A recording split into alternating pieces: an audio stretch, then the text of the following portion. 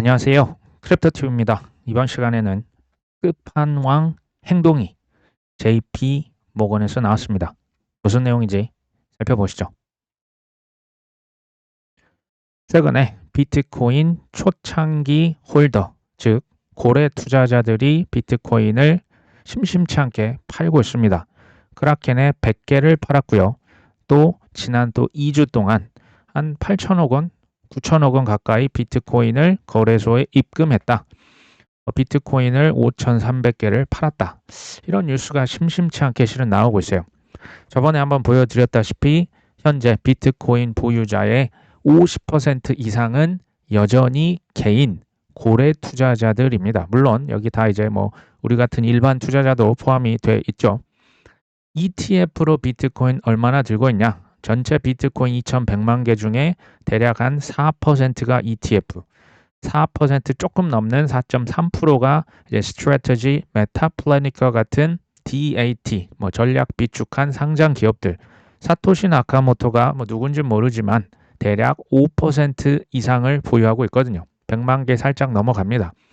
그러면 지금 소위 이제 전통 금융 입장에서 월스트리트 입장에 생각해 보시면 이들의 물량, 특히 이제 개인 보유자들 아직도 너무 많이 들고 있지 않습니까?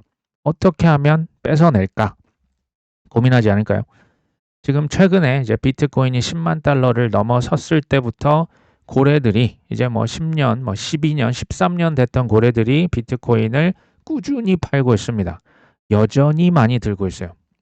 제가 봤을 때는 충분히 더 팔아줘야 비트코인 쉽게 말하면 손바뀜 현상이 일어나면서 다시 한번 상승 랠리가 나올 수 있지 않겠냐. 그래서 포인트는 고래들이 비트코인을 팔아서 시장이 조정과 횡보를 겪는다는 게 좀 길게 보시면요. 이건 비보가 악재가 전 아닐 수 있다라고 보고 있습니다. 알트코인 시즌 지수 보니까 24를 기록합니다. 통상 25 이하로 내려가면 그 알트 시즌 반대인 비트코인 시즌이죠. 누가 봐도 엄연한 비트 시즌이라고 보여집니다. 비트 시즌에 꼭 나오는 얘기가 있어요. 무슨 얘기일까요? 알트코인은 사기다. 이건 끝이다. 이건 쓰레기다. 내가 투자를 잘못했다. 불평을 많이 하시고 보통은 이제 이유를 남으로 이렇게 돌리는 경향이 실은 뚜렷해요. 이게 어떻게 보면 알트 시즌이 아닌 비트 시즌. 왜 보통은 이제 알트코인에 투자를 좀 더 이제 한국 분들 많이 하시는 걸로 제가 알고 있습니다. 현재 비트코인 도미넌스도 대략 60% 정도 됩니다. 여전히 비트코인이 압도하고 있는 그런 형국이죠. 제가 봤을 때 비트코인 도미넌스도 당연히 더 내려가 줘야 합니다. 미국 소재 투자 기관 중에 라운드힐, 여기에서 솔라나 커버드 콜 ETF가 출시가 됐다. 참고로 피델리티라고 하는 회사에서 얼마 전에 솔라나를 이제 미국의 고객들에게 직판매 서비스 개시했거든요. 그 피델리티가요, 무려 2014년도부터 비트코인 채굴을 실은 조용히 하고 있었던 곳인지 알고 계십니까? 네, 조사하면 다 나오십니다. 18년도에는 코인 자회사를 만들었어요. 2018년도 그 하락장에 자회사를 만들었고, 피델리티의 주리엔 티머라고 하는 이사 한 분 계시죠. 투자 경력이 40년 넘어가는 그분이 비트코인이 100억이 아니고요. 1000억이 간다. 이런 얘기를 하는 그런 곳이 피델리티라 보시면 돼요. 거기에서 솔라나를 어쨌든 팔고 있어요. 솔라나 커버드 콜 ETF라고 하는 것을 그냥 한마디로 얘기를 하면요. 횡보장 아니면 살짝 상승. 요럴 때 수익을 꾸준히, 그러니까 배당처럼 받아갈 수 있는 겁니다. 횡보장에 꾸준한 수익을 가져가고, 이게 이제 소위 말해서 시장이 폭락할 때 이게 방어가 될 수 있는 특수한 파생 상품이라 보시면 돼요. 단점이 있어요. 시장에서 예기치 못한 큰 폭등이 나왔다. 그러면 굉장히 불리한 상품이 이 커버드 콜 ETF 상품이라고 보시면 됩니다. 핵심은 뭐냐면 이거 아실 필요 없어요. 솔라나라고 하는 게 사라지지 않을 근간이 되는 베이스 현물 자산으로 저는 자리를 잡았다라고 보는 거예요. 물론 초창기입니다. 서로 빚을 권하는 사회에서 중요한 건 뭡니까? 빚을 점점 고네요. 그러니까 대출이 대출을 갖고 담보를 맡기고 또 대출을 받고 그걸 또 맡겨놓고 또 대출을 받는 게 쉽게 말하면 은행 시스템, 레버리지 시스템이에요. 우리가 살고 있는 사회입니다. 여기에서 중요한 건 뭐다? 베이스, 근간이 되는 담보 자산이에요. 이게 우량 담보입니다.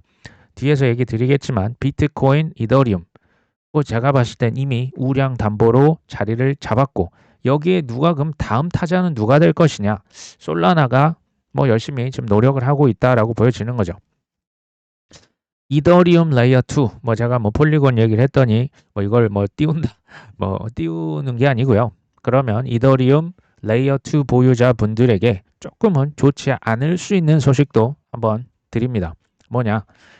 코인베이스의 이더리움 레이어 2, 베이스라고 하는 그 이더리움 레이어 2가 있어요. 원래 토큰 발행 계획 없다라고 얘기를 했었는데 최근에 말을 바꿨어요.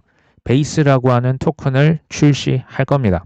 이거를 출시를 하게 되면 최대 340억 달러의 가치를 창출할 것이다. 이건 뭐 갑자기 시총 뭐 이제 예를 들면 탑 50 안에 들어갈 수 있을 뭐 탑 뭐 20 안에도 들어갈 수 있을 큰 시총이 예상이 됩니다. 코인베이스 뭐 USDC의 수익, 온체인 거래와 함께 새로운 수익 창출의 경로가 될 것 같다. 이 지금 토큰이 만약 출시가 되면 코인베이스가 자체 이더리움 레이어 2 네트워크의 성공을 이제 주식으로 바꾸는 것과 사실 비슷할 것이다 라는 거죠. 알트코인은 기본적으로 치열한 경쟁이 필수입니다. 이걸 당연히 이겨내야 우리가 수익을 거둘 수가 있겠죠. 비트코인 대비했을 때 열위에 있을 수밖에 없어요. 좀 더 열등하다. 왜? 이건 쉽게 말하면 약간 레드오션 느낌이 있어요. 물론 저는 초창기이기 때문에 기회가 여전히 있다라고 봅니다. 이더리움 레이어 2가요. 지금 한두 개가 아니지 않습니까? 뭐 수십 개, 심지어 100개도 넘어갈 수 있거든요. 여기에서 코인베이스라고 하는 강자가 베이스 코인을 이더리움 레이어 2 굳이 이제 토큰을 발행한다? 저는 여기 경쟁력 높을 거라고 봐요. 그러니까 이더리움 레이어 2 중에서 안 그래도 지금 치열한데 그 치열한 그 지금 전쟁터에 코인베이스가 참전하는 거예요. 그러면 기존의 레이어 2들에게 부담이 될 수밖에 없다. 그러니까 저는요, 이런 이제 좀 그 알트코인은 기본적으로 비중 조절이라고 하는 게 당연히 필수예요. 저는 왜 폴리곤을 투자해놓고 아무렇지도 않냐? 저한테 이게 0.03%가 있어요. 이거 사실은 날아가도 그러니까 이게 그렇게까지 저한테는 뭐 엄청난 뭐 견딜 수 없는 고통이 아닌 거예요. 요렇게 하셔야만 한다라는 얘기를 그래서 계속 드리고요. 반면 저는 이제 낙관론자죠. 이거는 시장 전체로 보면 큰 호재가 될 수 있어요. 뒤에 또 보여드리지만 지금 코인베이스의 베이스 오픈C라고 있죠. NFT 1위 그 마켓플레이스 있습니다. 폴리마켓 예측 시장 1위 플랫폼이에요. 메타마스크 이더리움의 주요 지갑 서비스. 여기에서요. 갑자기 토큰 발행 안 하겠다 해서 지금 토큰 발행 다 한답니다. 이런 일이 왜 지금 일어나고 있을까요? 아무래도 시장이 크게 열릴 것이다. 물이 들어올 것이다 라고 보는 이게 지금 다 업계 각 1위 플랫폼들이거든요. 시장이 저는 좋아지지 않겠냐라고 보는 거예요. 폴리마켓의 최고 마케팅 책임자가 최근에 토큰 에어드롭이 있을 것이다. 토큰 발행해서요. 뿌리겠다라는 얘기예요. 이런 주요 기업들의 토큰 발행 계획이 없다 해서 발행할 것. 저는 이게 이제 우리들의 어떤 뭐 저 같은 방구석 유튜버들이 뭐 이게 온다 아닌다가 아니라 어떤 그 의견이 아니고요. 실제적인 행동으로 좀 노골적으로 나타나고 있죠. 가격이 왜 이런지는 저도 모릅니다. 근데 이제 시즌 종료라고 이렇게 하시는 분들을 저는 뭐 이렇게 막 설득을 하고자 하는 의도가 정말 1도 없습니다. 어차피 저는 극소수가 성공을 할 거라고 계속 얘기를 드렸고요. 어차피 이게요. 코인이라고 하는 게 제가 뭐 2017년까지만 해도 착각을 했던 게 저는 다른 사람들이 다 저 같을 거라고 생각을 했는데 아니었어요. 그냥 그분에게 맞는 자산이 있다라고 하는 것을 어렵지 않게 깨달을 수가 있었습니다. 어떤 분들에겐 코인이 맞을 수가 있는데요. 제가 봤더니 이 변동성이 대부분 맞지 않은 분들이 많아요. 그냥 서울에 그냥 아파트 한 채 사셨으면 좋았을 거라는 생각도 들고요. 그냥 비트코인만 하셨으면 또는 미국의 주식이 맞다, AI가 대세다, 그럼 그쪽으로 자기에게 맞는 자산을 스스로 결정을 하셨으면 좋겠습니다. 저는 어차피 이제 뭐 코인이라고 하는 게 참 쉽지 않다라는 생각을 뭐 저도 합니다. 트럼프 대통령이 CFTC 위원장, 저번에 그 윙크보스 제미니의 그 쌍둥이 그 이제 형제들이 트럼프 대통령한테 일렀거든요. 저 친구들 내 말 잘 안 듣는데요. 근데 그분들이 뭐 비트코인을 뭐 188개인가 제미니 거래소 그 파운더들이 기부를요 엄청나게 했어요. 우연일까요? CFTC 위원장이 지금 바뀐 겁니다. 마이클 셀릭이라고 하는 분이 이제 트럼프 대통령이 지명을 했습니다. 이분을 한마디로 얘기하면 지금 현재 SEC의 그 암호화폐 태스크포스의 수석 법률 고문을 맡고 있어요. 그러니까 쉽게 말하면 베이스가 법률 쪽이에요. 그 로이어 쪽입니다. 변호사 쪽. 근데 이분의 코인에 대한 자산에 대한 스탠스는 뭐냐? Do no harm. harm은 이제 해치지 말자. 그러니까 잘 보호를 하자. 잘 관리를 하자. 그러니까 방해하지 말자. 뭐 이런 쪽이라고 보시면 돼요. 근데 무엇보다 코인 대통령이 직접 지명을 했겠죠. 이분이 반코인 정책을 펼 수 있을까요? 저는 여기도 뭐 그 동의를 하지는 않습니다. 자, 승률의 100% 고래가 있습니다. 비트코인, 이더리움 롱 포지션을 오픈했습니다.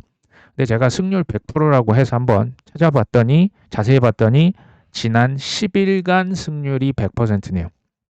비트, 이더 둘 다 한 2천억 가까이 각각 이제 포지션을 열었다라고 합니다. 근데 이 10일 동안 14번의 롱과 숏, 위냐 아래냐 베팅을 통해서 한 거의 한 180억 정도 지금 돈을 벌었다라고 합니다. 레버리지는 10배 이하로 썼다. 10일간 14번의 홀짝 게임을 다 맞췄다. 이거는 이례적이라고 보셔야겠죠. 저는 이런 분들이 있다라고 봐요. 근데 타고난 재능, 엄청난 노력, 여기에 우운까지 따라주는 분들이 얼마나 되겠냐. 조기축구 오늘 나가가지고 본인이 2골 오늘 넣었다고 해서 야 흥민이 나오라 그래. 야 이강인 나오라 그래. 저는 조금 적합지 않을 수 있다라는 생각입니다. 기본적인 입장이죠. 테더에서 미국 내 USAT 발행을 위한 신규 투자를 새롭게 유치를 할 것이다. 보 하인즈라고 하는 전 백악관의 크립토 담당했던 지금 직원이 지금 여기 테더로 가서 지금 그 스테이블 코인 그 신규 투자를 유치하고 있는 걸로 보입니다. 테더가 올해 150억 달러의 순이익이 예상이 된다. 근데 한번 여기 정말 충격적인 단어가 있어요. 예상 이익률 99%. 무슨 얘기입니까? 그 세상에 어떤 사업이요? 그 소위 마진이 99%가 되는 사업이 있을까요? 물장서도 이것보다는 낮을 것 같거든요. 제가 얘기 드리고자 하는 핵심은 이제 18년도 하락장, 22년, 23년도 하락장이 있었죠. 그때만 해도 코인 시장에 이제 고질적인 리스크 실제로 존재했어요. 미국 법무부에서 바이낸스 타격했잖아요. 그 창펑차오 감옥에 보냈지 않습니까? 테더 실제로 무너뜨리려고 실은 2015년부터 미국의 뭐 뉴욕 쪽에 있는 법무부에서 이제 잊을만 하면 테더를 계속 무너뜨리려는 시도가 있었어요. 거래소 일이 아닙니까? 스테이블 코인 일이 아닙니까? 그러니까 이게 진짜로 그 타격을 받을 때마다 흔들흔들 했던 게 사실이긴 합니다. 뭐 저는 이제 무너질 거라고 보진 않았어요. 근데 이러한 위협들이 지금 있냐라고 전 얘기 드리는 거예요. 올해, 내년, 뭐 26년, 27년 바이낸스, 테더, 트론 망할까요? 그러한 위협이 있습니까? 저는 이게 보이지 않고요. 지금 뭐 바이낸스 창펑차오 뭐 어쨌든 사면이 됐죠. 테더 좀 엄청나게 잘 나가고 있죠. 트론 뭐 월드 리버티 파이낸셜 토큰 엄청 사줬거든요. 저는 트럼프 임기 내에 이들 기업의 위협이 아니라 실은 크게 승승장구를 하지 않겠냐라고 보고 있습니다. 크립토닷컴이 미국에서 국립 신탁은행 신청서를 제출했습니다. 저는 미국에서 방향성을 정한다면 다른 나라들은 줄줄이 따라갈 것으로 예측을 드린 바가 있어요. 코인 거래소가 미국에서 은행하겠답니다. 신청서 냈습니다. 우리나라 표현으로 이걸 빌리면요. 금산분리 이게 앞으로 가능할까요? 저는 이거 당연히 의미가 없어질 거라고 봅니다. 코인 거래소 뭐 이제 SNS, 뭐 플랫폼, 트위터, 우리로 치면 카카오, 뭐 라인, 이제 뭐 페이스북 이런 곳들이요. 은행 플러스 알파 기능을 당연히 출시를 하고 있고 앞으로 그쪽 방향으로 갈 수밖에 없어요. 특히 여기에 이제 기름을 부었던 게 달러 스테이블 코인입니다. 아직 우리나라에 금산 분리법이 있어요. 근데 이게 이미 지금 완화가 되어졌고요. 앞으로는 이게 의미가 없어질 거라고 보는 거예요. 스테이블 코인 얘기 드렸고 토큰화 시대죠. DID, 디지털 신원 인증, 심지어 메타버스까지 갑니다. 금산 분리를 여전히 주장을 하고 있다라고 하는 것은 저는 이런 규제 방식이라고 봐요. 공중전화 박스 붙들면서 그래도 이거는 누군가는 필요하지 않겠어? 글쎄요. 저는 뭐 동의를 하지는 않습니다. 백악관 연 회장 신축을 위해서 보니까 지금 트럼프 대통령은 세금 대신에 세금을 이제 납세자에게 받아서 이제 새로운 건물을 짓겠다 하면 사실 뭐 정치적으로 불리하겠죠. 그래서 선택한 게 뭡니까? 세금 대신 기부금을 활용하겠다. 그 기부금 또 누가 냅니까? 또 리플, 또 테더, 또 코인베이스, 또 재미니 형제들이에요. 물론 뭐 IT 기업들 있죠. 아마존, 애플, 구글, 메타, 마이크로소프트 이들의 기부금으로 돈을 지으면서 이제 쉽게 말하면 조금 이제 비판을 피해갈 수 있다라고 보는 거죠. 최근에 한마디 또 했습니다. 관세 정책 덕분에 주식시장이 그 어느 때보다 호황이다. 강세를 맞고 있다. 투자에서 큰 수익을 가져가는 것은 지금 현재를 보시면 안 되고 미래에 대한 베팅이에요. 이렇게 변할 것이다의 베팅을 하는 거죠. 당연히 개인별로 저는 결론이 다를 수밖에 없다라고 보는 거예요. 이 방송은 그냥 제 의견을 드리는 거고 개인적으로 그걸 잘 참고하셔서 본인만의 견해를 가져가시는데 전 도움이 되셨으면 하는 거예요. 꼭 같으실 필요는 없어요. 이분 지금 트럼프 대통령 뭐라고 하시냐? 평생 협상의 삶을 살아오셨죠. 부동산 제국 그 엄청난 것을 하면서 관계자들, 뭐 정부 관계자들, 뭐 시장님들 아니면 뭐 이제 그 협력업체들 얼마나 많은 협상을 하면서 여기까지 왔을까요? 생각해 보십시오. 협상이 뭡니까? 기부를 저렇게까지 많이 하는 그들의 의견을 무시할 수 있겠냐? 저는 바이낸스 창풍차오가 사면을 받았다.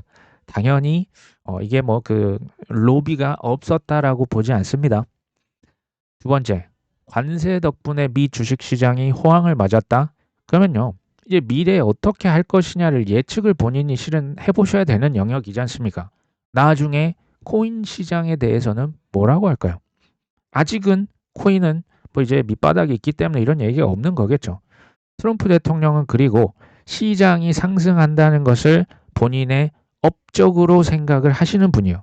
이분은 우리가 좋든 싫든 공부할 수밖에 없다고 얘기를 계속 드립니다. 투자자가 됐건 뭐 기업 관계자가 됐건 시장이 상승하면 그분의 업적이 되는 거예요. 이게 유권자들 정치적으로 유리할까요? 불리할까요? 당연히 유리한 거예요. 내년에 뭐라고 하실지 저는 한번 지켜보려고 합니다. 이게 오늘의 사실 가장 중요한 뉴스예요. 이거 이미 들으셔서 아시는 분 계시겠지만 JP모건에서 연내 대출 담보로 비트와 이더를 허용하겠다. 기존에 비트코인 ETF를 담보로 대출을 하겠다라는 얘기를 한 적은 있지만 이건요. 비트와 이더 현물을 담보로 잡겠다라는 얘기예요. 이걸 제가 이제 뒤에서 설명을 드릴 겁니다. 암호화폐를 직접 이제 보유를 하는 건 아니고 제3의 커스터디 기관을 통해서 이 코인을 담보로 이제 책정을 하겠다라는 얘기죠. 비트코인 사기다 해서 비트코인을 살 수는 있다 해서 이제 비트코인을 담보로 받아서 대출하겠다. 계속 바뀌고 있습니다. 이번 계획은 주요 은행들이 코인을 전통 금융의 인프라로 편입하는 흐름이 가속화되고 있다. 이거 제가 코인데스크 그냥 한글 기사로 이제 그 번역을 돌린 겁니다. 여기서 핵심 포인트는 사실은 있어요. 월가의 대출 인프라에 코인을 빠르게 통합시킬 겁니다. 이게 핵심입니다. 제가 얘기 드릴 거예요. 지금 코인을 금융 서비스에 적극적으로 도입하고 있어요. JP 모건만 이렇게 하고 있습니까? 모건 스탠리, 스테이트 스트리트, 피델리티를 포함한 다른 기업들이 코인 판매는 물론이고 소매 기관 아니면 일반 투자자 보관 서비스, ETF 아까 보셨죠? 뭐 이제 솔라나를 근간으로 하는 여러 가지 파생 상품 줄줄이 사탕으로 나올 겁니다. 왜 이들의 행동이 이제는 더 이상 속일 수 없는 노골적인 끝판왕 움직임인지 제가 얘기를 드려보겠습니다. 이게 이제 비트와 이더 현물을 담보로 대출을 하는 게 왜 이게 이제 끝판왕이냐? 아시다시피 지니어스법이 미국에서 통과가 됐습니다. 달러 스테이블 코인. 근데요, 따지고 보시면 이게 미국의 대형 은행들에게는 이거는 악재에 가깝습니다. 왜 그렇습니까? 근 100년간 미국의 대형 은행들, 뭐 스위프트라고 하는 기관, 엄청난 특권을 실은 누려왔어요. 특히 미국 은행들. 왜? 국제 송금을 하고 또 금산 분리법이 있고 여러 가지 각종 독점 수수료가 이게 지금 특권처럼 은행에 수입이 되어 왔었습니다. 근데 달러 스테이블 코인이 나오면 어떻게 됩니까? 개인들 간의 은행망을 거치지 않고 거래를 할 수가 있어요. 송금을 할 수가 있겠죠. 그 다음에 빅테크에서 이제 플랫폼에서 달러 스테이블 코인이 왔다 갔다 하면 은행망 안 쓰는 거예요. 우리가 쿠팡이나 아마존 쓸 때 이제 배달의 민족 쓸 때 은행망이 필요가 없어요. 무역할 때도 마찬가지입니다. 은행망을 안 쓸 수 있는 거죠. 그러면 은행이 예적금을 이제 받을 수가 없는 거예요. 예금 적금 받아서 이거 이제 기관들의 대출해서 예대 마진을 가져가는 거 아닙니까? 대출을 할 수가 없는 거예요. 그렇죠? 그리고 플러스 송금, 환전, 뭐 이제 ATM 수수료, 종이돈 씁니까? 이런 수수료 수입도 이제 디지털 버전으로 가는데 뭐 스테이블 코인 쓰는데 이게 무슨 소용이 있겠습니까? 은행 입장에서는 여러 가지로 지금 사면 초과에 당면을 한 거예요. JP모건에서 비트코인 ETF에 이어서 비트이더 현물을 왜 담보로 받고 대출을 하냐? 은행을 한마디로 표현하겠습니다. 레버리지 시스템이에요. 그러니까 담보받고 대출해서 담보받고 대출하고 이걸 무한 반복하면서 유동성을 시장에 공급하는 구조예요. 쉽게 말하면 빚을 더 권유하면 할수록 대출을 하면 할수록 수익이 늘어나고 유지가 되는 시스템입니다. 과거에는 특권을 누렸어요. 고객들이 예적금을 맡기면 우리가 신한은행, 우리은행, 국민은행 돈 맡기면 우리의 허가를 받고 그 돈을 빌려줬습니까? 아니잖아요. 자기들 맘대로 대출을 해서 예대 마진을 가져갔었습니다. 이거 이제 과거에 돈을 어떻게 보면 좀 쉽게 벌었다라고 보여지는 거죠. 이게 특권입니다. 근데 그들이 지금 방식을 바꾸고 있는 거예요. 왜? 가만히 있으면 당할 것 같으니까. 그들의 기존의 수입 모델이 이제 워킹 안 하는 거예요. 아까 그 전화박스처럼 되게 뻔히 보이니까 예전 같으면 우리한테 돈 빌려줄 때 은행에서 실은 뭐 그냥 뭐 자원봉사처럼 뭐 갚으시면 좋고요. 아니면 말고요 합니까? 담보를 잡죠. 그 담보가 뭡니까? 우리 이제 예적금이었고 보통은 부동산이었어요. 주담대, 우리나라 은행의 고정 수입원 아닙니까? 빌딩, 이런 거, 땅, 이런 거 잡는 거예요. 당신 이거 돈 못 갚으면 나 이거 경매로 넘깁니다. 이거잖아요. 그 담보가 지금 바뀐다고요. 뭘로? 비트코인과 이더리움을 이미 수용을 시작하는 거예요. 담보가 변경됐다라는 것은 기존에 이제 그 예금 적금이 많이 줄어들겠죠. 그럼에도 불구하고 여기 은행에서 대출을 해야 돼요. 무조건 해야 돼요. 근데 담보만 바뀌었다라고 보시면 돼요. 그리고 여기서 나오는 추가적인 수입이 있네요. 보관할 때 보관 수수료, 송금할 때 송금 수수료, 뭐 달러 스테이블 코인 마찬가지죠.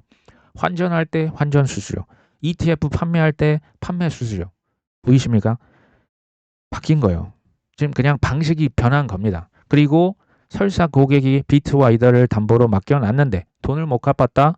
부동산 경매에 넘기잖아요. 마찬가지예요. 그러면 비트 이더 그냥 담보 쓱 수취하면 끝입니다. 이해되십니까? 그러니까 시장의 등락과 관계없이 이 사람이 돈을 갚냐 못 받냐 관계없이 미국 은행들은 돈을 벌 수 있는 마르지 않는 샘물을 찾아낸 겁니다. 미국의 대형 은행들 지금 로비하고 있어요. 지니어스법, 특히 이제 코인 거래소들 얘네들 이자 줘요. 스테이블 코인 발행하면 이자 못 주게 막아주세요. 지금 장난 아닙니다. 로비하고 있습니다. 동시에 담보를 쓱 바꿨죠. 이건요 사실은 너무나 당연한 필사적인 생존 전략이라고 보셔야 합니다. 가만히 있으면 슈퍼앱들에게 다 뺏길 테니까. 우리 지금 투자하고 있죠. 우리 투자자들에게 의미가 뭐가 있냐? 기존에는 빌딩이다. 우리 아파트가 주담대였잖아요. 이게 담보였죠. 저는 부동산이 지는 자산이라고 봐요. 지는 자산. 그럼 뜨는 자산이 뭡니까? 이게 코담대요. 코담대. 코인 담보 대출 아닙니까? 비트코인, 이더리움은 이제는 저는 뭐 예전부터 생각을 했지만 돌아올 수 없는 강을 이미 건넌 거예요. 시간이 지나면 지날수록 저는 이게 형격해질 거라고 보는 거예요. 차이가 커질 거다. 뭐 지금은 잘 없지만 전당포 가시면 거기서 뭘 담보로 잡습니까? 뭘 믿고 돈을 빌려줍니까? 명품 시계, 뭐 금, 은, 보석 이런 거죠. 확실한 것만 담보로 잡아주는 거예요. 그게 뭐라고요? 그 비트와 이더라고요. 근데 뉴스에서 보셨지만 올해 내입니다. 뭔가 좀 급해 보이지 않습니까? 올해 내 미국에서만 아니요. 전 세계에서 출시한다라고 나와 있어요. 뭐를? 비트와 이더 현물을 담보로 잡고 대출을 해드리겠습니다. 물론 우리 같은 개인보다는 기관 먼저 대출을 할 것으로 보입니다. 그리고 제3자가 이걸 보관해주죠. 그러니까 수탁 서비스 전용으로 하는 뭐 BNY 멜론, 뭐 스테이트 스트리트 지금 그쪽도 기관과 짝짝꿍이 맞는 거죠. 약간 영역을 달리했다라고 보여집니다. 결론은 마르지 않는 샘물을 또 만들었는데 무엇을 기반으로 비트코인과 이더가 근간의 자산이 됐다라는 얘기예요. 과거에는 이게 미국의 국채였잖아요. 이게 금이었지 않습니까? 혹은 이제 부동산이었어요. 그거 이제 저는 뭐 그렇게 뭐 이제 지는 자산, 앞으로 뜨는 자산이 뭡니까? 초우량 담보가 뭡니까? 비트이더라고요. 이것까지도 보면서 이게 만약에 잘 안 믿어지면 저는 코인을 굳이 여기 있으실 이유는 저는 없다라고 봐요. 초우량 코인의 비중을 그래서 올려라. 뭐 제 동생과 함께 뭐 지금 뭐 지난 3년간 거의 노래를 부르고 있었죠. 그 다음에 이제 라지캡들 ETF에 들어가 있는 거. 그 다음에 이제 뭐 중소형 코인들 뭐 이거는 100배, 200배 코인들 조금 이 비중은 이제 비중이 이 순서대로 가셔야 되지 않겠냐라고 얘기를 계속 드렸던 겁니다. 초우량 코인들, 저는 라지캡들도 이게 오래 묵힐수록 손실이라는 게 가능할까라는 생각을 그래서 하는 거예요. 비트코인을 10년을 놔뒀는데 어떻게 사실 손해를 보겠습니까? 이더리움도 마찬가지고요. 최악이라고 하는 것은 제 생각에 뭐 폭락이 뭐 이제 뭐 한 번 잊을만 하면 나오는 거 이것도 사실 악재죠. 근데 불장이라고 하는 게 계속 지연되는 게 아니겠냐. 저는 이 인내심이 우리가 계속 시험을 받고 있다라는 생각을 계속 이제 하고 있습니다. 너무 이제 코인 위주의 삶보다는 내가 지금 잘 사시는 게 중요하다. 이제 회사에서 직장에서 지금 일하시는 거 그리고 건강관리 하시는 거 좋은 음식 드시는 거 운동하시는 거 저는 이게 중요하다고 봐요. 이게 그냥 뭐 무슨 단거리 막 100m 200m 달리기가 아니거든요. 저는 우리 구독자분들이 그냥 이해했어. 그럴 수 있어. 나 들어봤어. 요게 아니고 깨달음의 투자자까지 가셨으면 좋겠어요. 깨달음이라고 하는 건요. 제가 계속 언급한 이 모토가 있죠. 흔들리지 않은 편안함은 이 깨달음 수준까지 무조건 가셔야만 해요. 이걸 내가 믿겠어 해서 믿어지는 게 아니고요. 지식을 그냥 무제한으로 집어넣다 보면 어느 순간 그게 믿어지는 때가 와요. 그러셨으면 전 좋겠다라는 생각이고 제가 뭐 이제 뭐 타이밍을 맞추고 종목을 추천해서 그냥 막 몇백 프로 이제 그런 방송은 이제 아니라고 보여지는 거죠. 그리고요. 흔들려 볼 수 있는 거죠. 우리가 다 흔들리잖아요. 실패도 한 번씩 이제 하셨을 것으로 생각이 됩니다. 뭐 과거 이제 뭐 5년 뭐 이렇게 7년 투자하신 분도 계시잖아요. 흔들려 보신 분들만이 알 수 있는 저는 평안함이 있다라고 봐요. 이 시즌도 저는 또한 지나갈 것으로 봅니다. 이번 한 주도 좋은 한 주 되셨으면 좋겠습니다. 오늘도 끝까지 시청해 주셔서 감사합니다.